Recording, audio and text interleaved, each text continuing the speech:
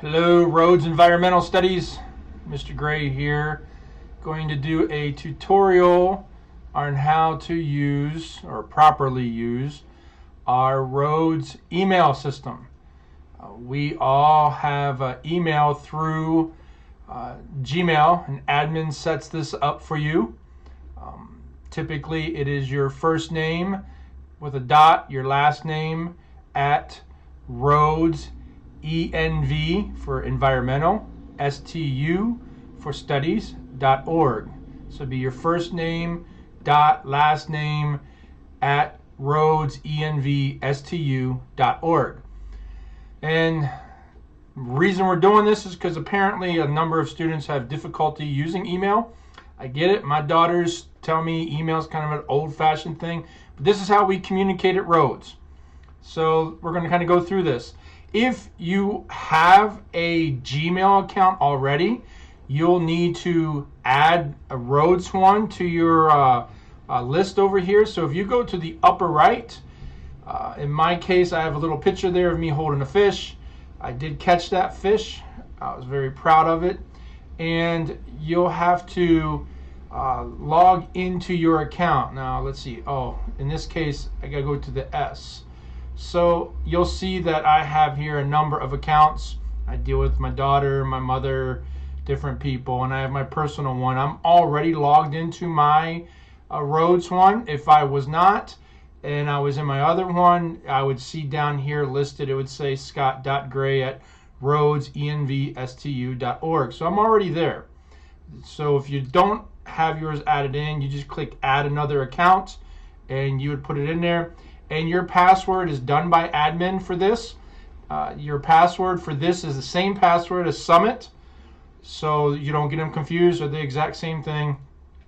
And you can get that from admin, and any teacher can get that for you as well.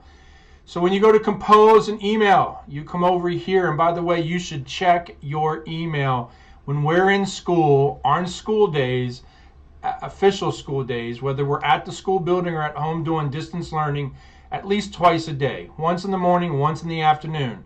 We don't expect you to check them at night. I'm not checking mine at night, but during the daytime, you should check them before lunch, check them after lunch. All right, now for those of you who don't wake up until noon, well, you may have to check them twice in the afternoon, okay? So when you want to go do an email, you want to write one, you go over here to the top left, you click compose. Now I'm going to make this bigger. Typically you can just keep it small here, but I'm going to make this bigger for our purposes. And if you notice, I already have in here a signature. So it's always good that when you send an email that you have a signature at the bottom, okay? And even maybe a way to get hold of you, but at least your name, okay? First and last name. So in this case, it's a signature, and you can set that up. There's a way of doing that, but that's a whole different process. So I'm going to go do an email. First of all, you figure out who you're going to send this to. So I'm going to click in one. I've already have corresponded with this student before, so it automatically shows up. If you haven't already corresponded with the student or a teacher, it's not going to automatically show up, so you have to type it in, and you just type their first name dot last name and then that whole thing at roadsenvstu.org. In this case, I'm emailing Marlene. Marlene has been working with me, working with a bunch of teachers, getting all of her work caught up. She has really been working hard, very proud of her. And in this case, I'm doing a shout out to her. So I'll just title it. In the subject line, I'm titling it shout out, because that's what this is. May even put a little exclamation point there. Okay, it's a shout out. Some students, what you do is you have started to text in this line. You're putting your message in this line like it's a text. An email is not a text. This part is just a quick little reference. What is this about? Is this about a test? Or is this about chapter 3, chapter 4? Is this about, if you have Mr. Rogers for class, is it about biology class? Is it about environmental science class? So you're, or whatever he teaches. He doesn't teach environmental science. I can't remember what other class he teaches, but whatever class it is, okay? You just put the title in there. Then you come down here and you're going to write in the body of it. So in this case, you want to address the person. I'm writing Marlene, so I'm saying, Marlene, or I may say, start out and say, hello, Marlene. And then I start writing it, saying I am doing a video tutorial on how to properly write and send an email. In this tutorial, I have decided to send you a shout out. Now notice, I go back, I see, okay, I mistyped here, and I got to look at it and say, okay, what am I supposed to do? Don't quickly hit spell check, because a lot of times spell check, what it will do is it'll put a correct spelled word there, but it won't make sense. So what was I trying to write in here? Okay, this. So then I could click on this, and there's this, and it corrected it. All right. Now I'm going to go down, and this isn't a paper, so you don't have to write paragraphs and all that kind of stuff, but you want things to look right. So in this case, I'm going to say what I want to say to her. Say, I am very proud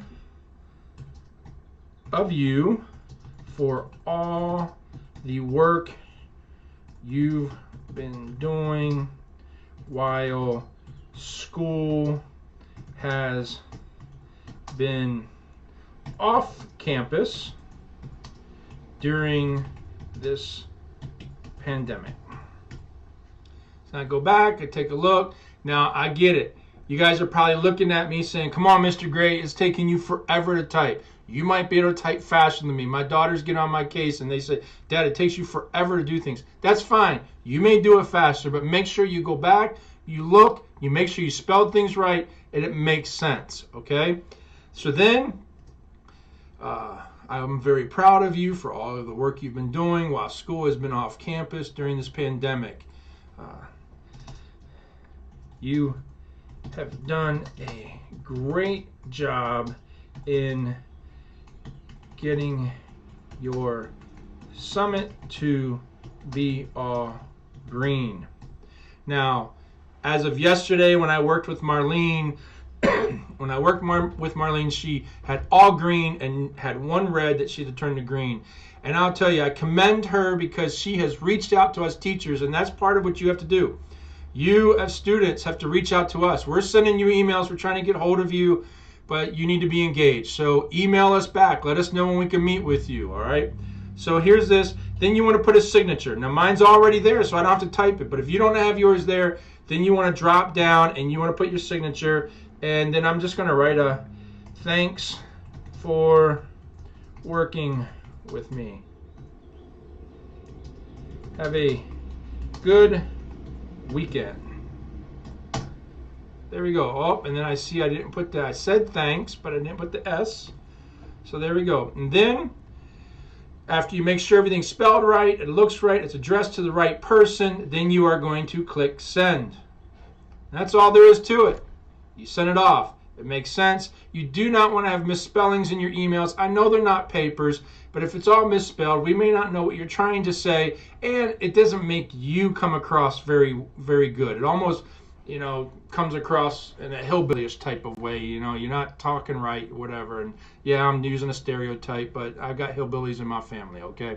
So if you got any questions, just let me know. You can contact me through here, scott.gray@rhodesenvstu.org.